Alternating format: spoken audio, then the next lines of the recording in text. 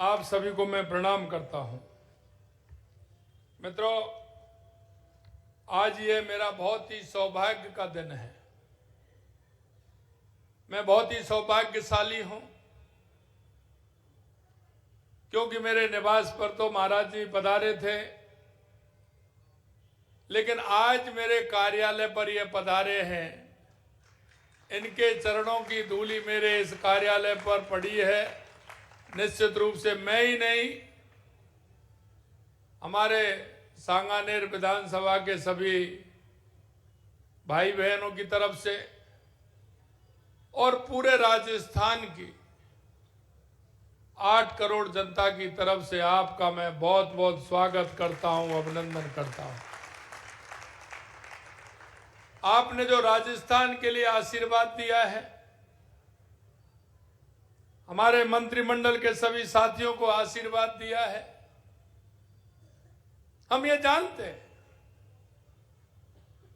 कि आपकी जो तपस्या है, आपका त्याग है, उसमें बहुत बड़ी ताकत है। और आज जब हमें आपका आशीर्वाद मिला है तो निश्चित रूप से हमारे और काम करने की क्षमता भी बढ़ेगी। आप जो चाहते हैं, क्योंकि आप हमेशा समाज की भलाई के लिए काम करते हैं, आप हमेशा समाज को रास्ता दिखाने का काम करते हैं, क्योंकि आपका जो रास्ता दिखाने का,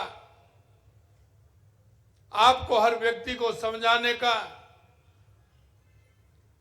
आपका किस तरह से धर्माचरण का आचरण करते हुए हम समाज में एक सद्भावना बनाने का काम करें, हमारा राजस्थान या हमारा देश किस तरह से आगे बढ़े, आपकी वो सारी भावना समाहित हैं आपके अंदर। मैं यहाँ उपस्थित सभी जैन मुनि राजों कार्यकर्ता हमारे जो आए हैं, उन सभी को भी मैं अभिवादन करता हूँ।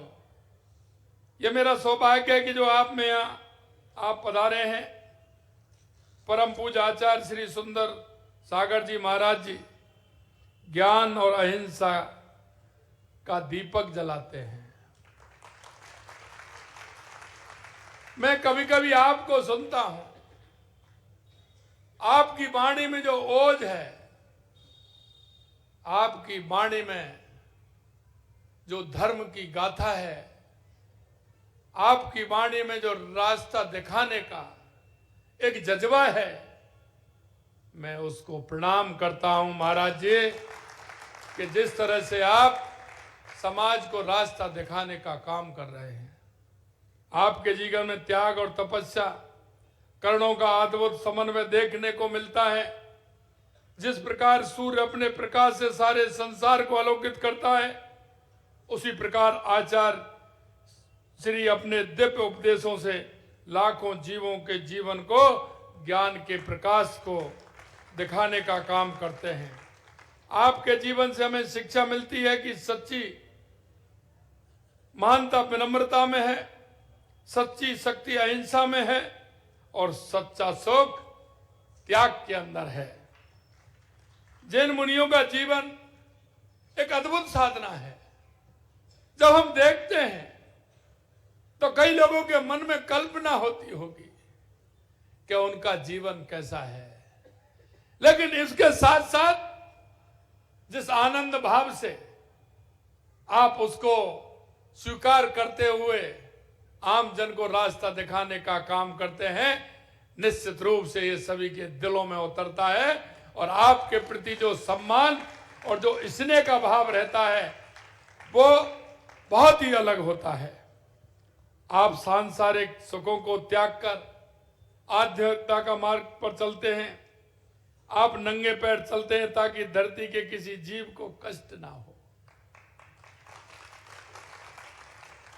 आप अपना दुख सहन करते हैं, लेकिन किसी जीव को किसी प्रकार का कष्ट नहीं देते हैं। वे मुख पर वस्त्र रखते हैं ताकि श्वास में कोई सूक्ष्म जीभ नहीं आ जाए। पानी को भी छान करके पीना बहुत बड़ी बात होती है।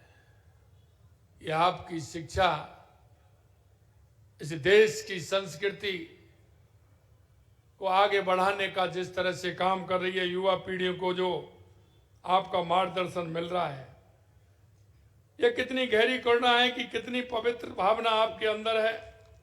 आप समाज को सही मार्ग दिखाने वाले दीपक हैं। आज आप सबके यहाँ पधारने से ये धरती पावन तीर्थ बन गई है। जैन धर्म केवल एक धर्म नहीं, यह जीवन जीने की पूर्ण कला है।